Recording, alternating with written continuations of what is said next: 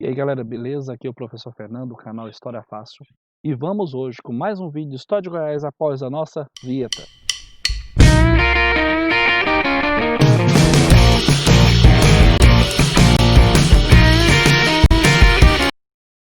Bem galera, antes de começar esse vídeo, gostaria que você desse seu like, compartilhasse esse vídeo, inscrevesse no canal, inscreva-se no canal e ative o que? O sininho.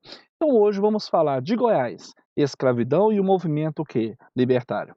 Antes de mais nada, observamos que a escravidão negra, durante o auge da exploração do ouro em Goiás, no período de 1726 a 1778, se utilizou muita mão de obra negra.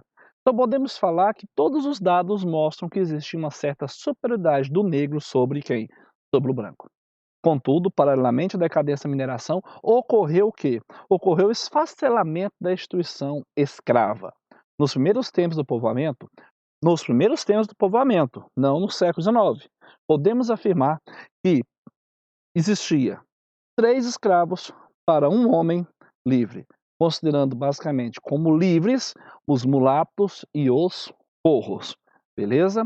Mas, a partir de 1804, o censo indicava que existia 3/5 da população goiana era constituída de homens livres. Nesse período, era a fase de transição da economia aurífera para a agropecuária. E aí condiz também com essa quantidade, com essa diminuição de mão de obra escrava negra.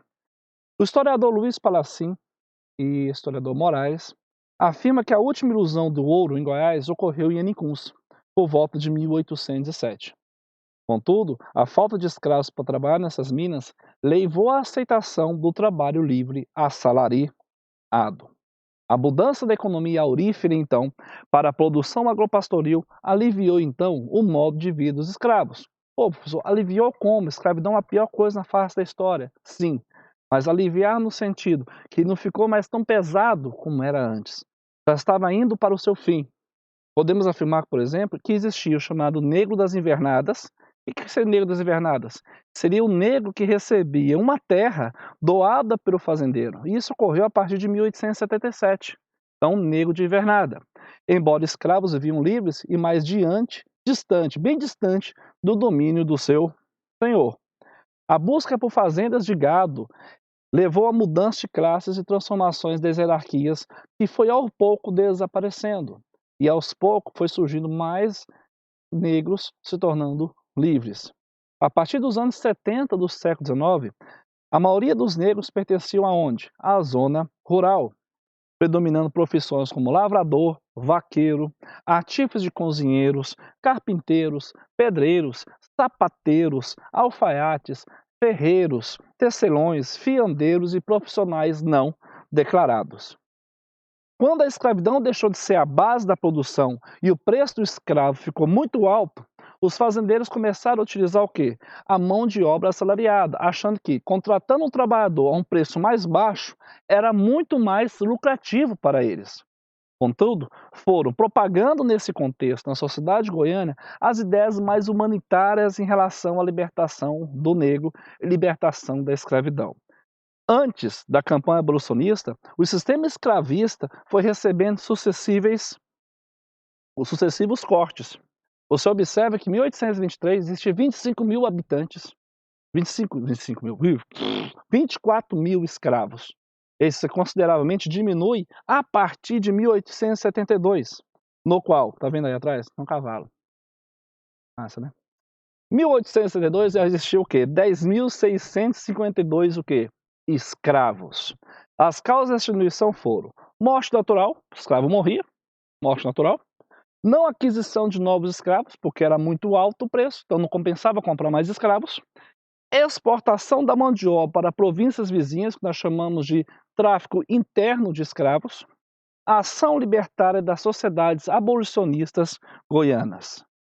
Dentro dessa figura de abolicionistas, destaca-se a figura de quem? De Félix de Bulhões, também conhecido como Castro Alves Goiano. Em 1870, as sociedades abolicionistas de Goiás tomaram o maior impulso, mas as primeiras organizações tiveram muito mais influência dentro do palácio, por isso que fala palaciana. Então, quem foram os caras que destacaram-se nisso? Os seguintes presidentes: Ântero Cícero de Assis, conservador; Aristides Espinola e Antônio Gomes Pereira Júnior, do Partido Liberal, foram os primeiros a impulsionar em Goiás o movimento abolicionista. Pode-se destacar que em 1833, Leopoldo de Bulhões, deputado goiano, apresentou à corte, lá no Rio de Janeiro, no qual os jornais ficaram completamente impressionados, uma proposta de abolição da escravidão, mas não foi aprovada. Mas essa proposta de Leopoldo de Bulhões tinha como um projeto de aspirações abolicionistas que agradava tanto os interesses dos senhores de escravos quanto os que lutavam com o fim da escravidão, mas não foi aprovado esse projeto. Contudo, aparece Félix de Bulhões. Félix de Bulhões, um dos mais variados goianos que batalharam na libertação dos escravos.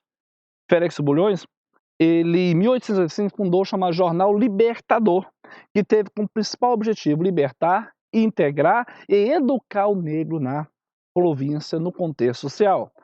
Para isso, ele promoveu várias festas para arrecadar dinheiro, compôs o hino abolicionista goiano e sua grande atuação libertação dos negros. Félix morreu em 1887.